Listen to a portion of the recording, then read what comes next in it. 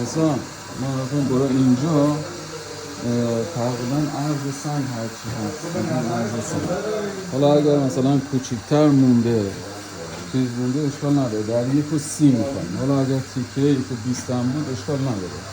یه دونه برای اینجا میخوایم، یه هم برای اینجا کوچولو 15 در 40-45.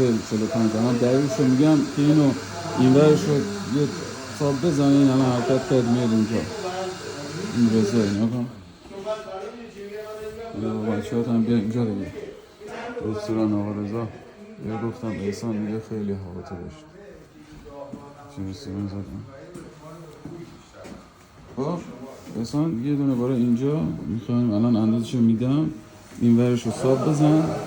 خب یه دونه هم برای اینجا از این تیکه سنگی که اگر مونده تو عرض، اگر تو این عرض اگر مونده، تو این عرض این سنگ الان بریده، این تیکه این ورش اگر مونده همینو مثلا بدی. تو شدیم تیکه این ورش مثلا بهش بدی. من بذاریم اینجا، میخواد بذاریم اینجا.